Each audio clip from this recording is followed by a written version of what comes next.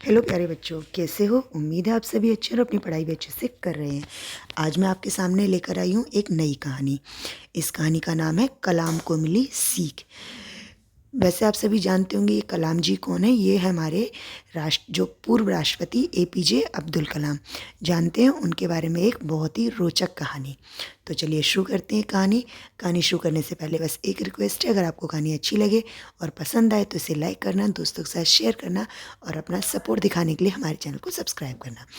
चलिए शुरू करते हैं आज की कहानी।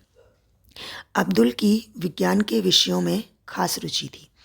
उसकी जिज्ञासा, लगन और प्रतिभा से विज्ञान के शिक्षक शिव सुब्रमण्यम अय्यर बड़े प्रभावित थे। एक दिन अय्यर सर ने अब्दुल को अपने घर खाने पर बुलाया। जब उनकी पत्नी को पता चला कि एक मुस्लिम लड़का उनके घर खाने पर आ रहा है तो परेशान हो गईं। उन्होंने साफ साफ कह दिया कि वह उस बच्चे को रसोई में लाकर अपना धर्म भ्रष्ट नहीं करने होने देंगी।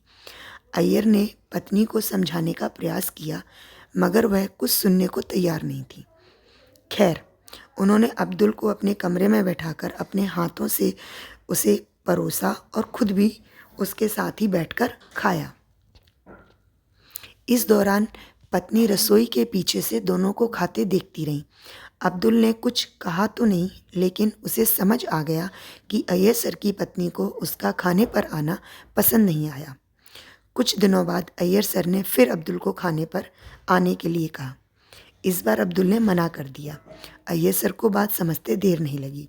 उन्होंने समझाया, देखो बेटा, सामाजिक व्यवहार तो एक तरह का विज्ञान ही है।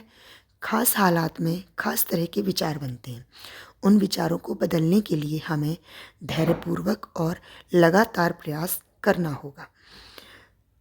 तुम मेरे घर आते रहो।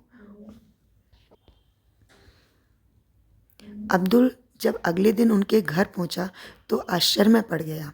इस बार अय्यर सर की पत्नी खुद अब्दुल का हाथ पकड़कर उसे रसोई में ले गईं और प्यार से खाना खिलाया। अब्दुल को एहसास हो गया कि अय्यर सर अपने व्यवहार से पत्नी के विचारों की कट्टरता दूर करने में सफल रहे। यही अब्दुल आगे चलकर missile man APJ Abdul Kalam के नाम से मशहूर हुआ और भारत का राष्ट्रपति भी बना। लेकिन अय्यर सर से उस दिन मिली सीख जिंदगी भर उनके साथ बनी रही। तो ये बिल्कुल ठीक है कि हमारे देश में सामाजिक भेदभाव, धार्मिक भेदभाव बहुत अधिक है, लेकिन ये हमें ही अपनी सोच बढ़ानी होगी और अपनी सोच को बड़ा करना होगा, जिससे हम इस सामाजिक भेदभाव को दूर कर सकें। तो उम्मीद है आपको ये कहानी अच्छी लगी होगी। अच्छी लगी तो इसे लाइक करना, शेयर करना और हमारे चैनल को सब्सक्राइब करना। धन्यवाद।